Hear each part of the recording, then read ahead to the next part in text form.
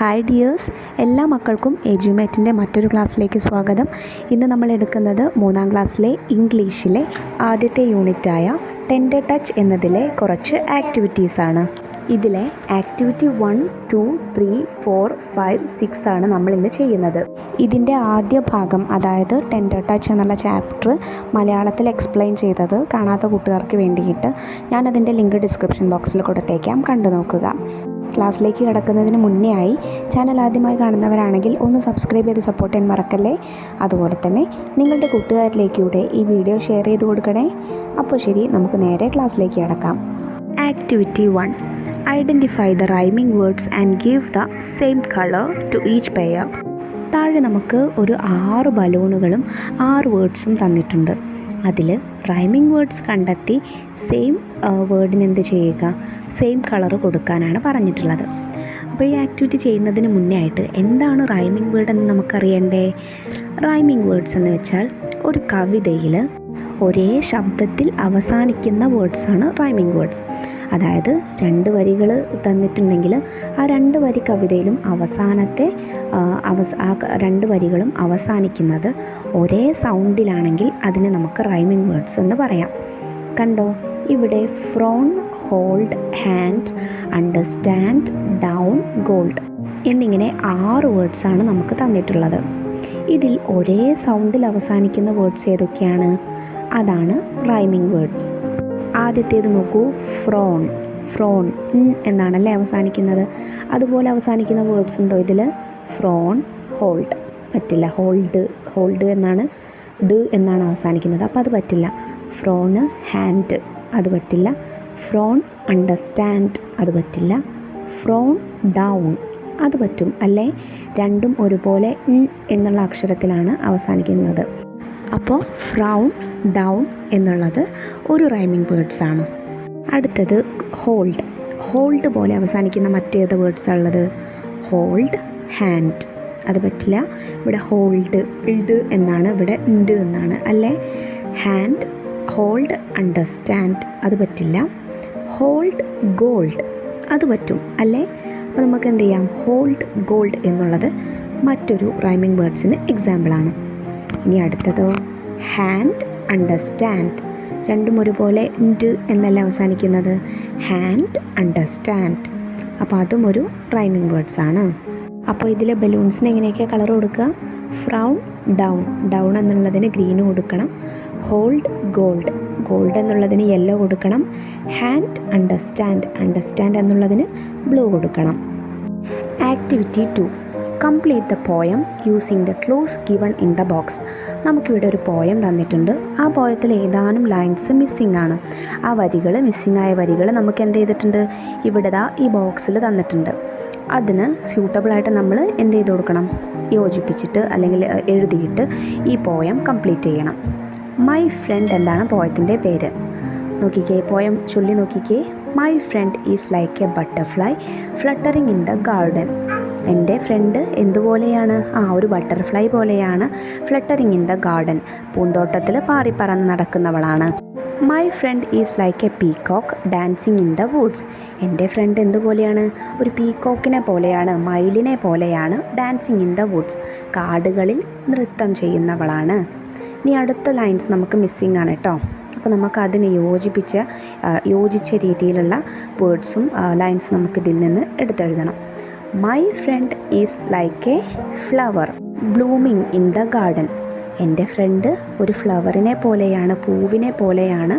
Blooming in the garden, പൂന്തോട്ടത്തിൽ വിരിഞ്ഞു നിൽക്കുന്നവളാണ്. My friend is like a tree swaying in the wind. എൻ്റെ friend ഒരു ട്രീ പോലെയാണ്, ഒരു മരം പോലെയാണ്.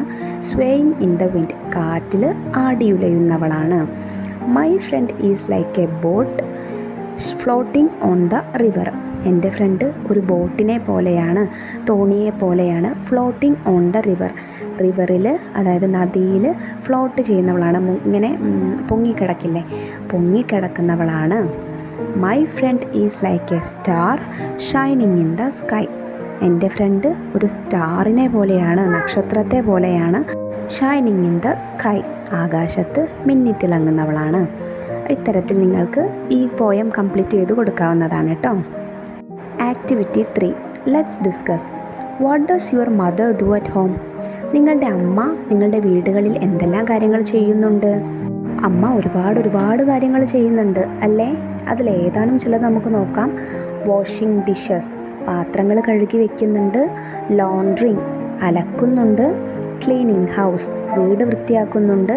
പ്ലാന്റിങ് പ്ലാന്റ്സ്, നമ്മളുടെ വീട്ടിൽ ചെടികളൊക്കെ നടുന്നുണ്ട്. കുക്കിംഗ്, പാചകം ചെയ്യുന്നുണ്ട് അല്ലേ? What does your father do at home? അച്ഛൻ എന്തൊക്കെയാണ് വീട്ടിൽ ചെയ്യുന്നത്? കുക്കിംഗ്, അച്ഛനിടയ്ക്ക് പാചകം ചെയ്യാറുണ്ട്. ബൈയിങ് ഗ്രോസറീസ്, വീട്ടിലേക്ക് ആവശ്യമുള്ള പച്ചക്കറികളും പലചരക്ക് സാധനങ്ങളൊക്കെ കൊണ്ടുവരുന്നുണ്ട്. ടേക്കിംഗ് അസ് ടു സ്കൂൾ, ഞങ്ങളെ സ്കൂളിലേക്ക് കൊണ്ടു ചെന്നാക്കുന്നുണ്ട്. ബൈയിങ് ക്ലോത്ത്സ് ആൻഡ് സ്വീറ്റ്സ്, നമുക്ക് വേണ്ടിയിട്ട് വസ്ത്രങ്ങളും മധുരമുട്ടായികളും എല്ലാം വാങ്ങിത്തരുന്നതും അച്ഛനാണ്. തേർഡ് ക്വസ്റ്റ്യൻ നോക്കൂ. Do you help your parents? How? നിങ്ങൾ നിങ്ങളുടെ പാരൻസിനെ സഹായിക്കാറുണ്ടോ? ഉണ്ടെങ്കിൽ എങ്ങനെ? നിങ്ങൾ നിങ്ങളുടെ പാരൻസിനെ സഹായിക്കുന്ന കുട്ടികളാണെങ്കിൽ യെസ് എന്നെഴുതണേ. എന്തൊക്കെ കാര്യങ്ങൾ നിങ്ങൾ നിങ്ങളുടെ വീട്ടിൽ ചെയ്യുന്നുണ്ട്? ക്ലീനിങ് മൈ റൂം, ഞാൻ എൻ്റെ മുറി വൃത്തിയാക്കാറുണ്ട്. വാഷിംഗ് ഡിഷസ്, ഞാൻ പാത്രം കഴുകാൻ സഹായിക്കാറുണ്ട്. വാട്ടറിങ് പ്ലാന്റ്സ്, നമ്മൾ നമ്മുടെ വീട്ടിലുള്ള ചെടിയെല്ലാം വെള്ളം നനയ്ക്കാനും സഹായിക്കാറുണ്ട്. അപ്പോൾ ഇതുകൂടാതെ നിങ്ങൾക്ക് ചെയ്യുന്ന മറ്റു കാര്യങ്ങളുണ്ടെങ്കിൽ അതും എഴുതി ചേർക്കാവുന്നതാണ് കേട്ടോ. ആക്ടിവിറ്റി 4.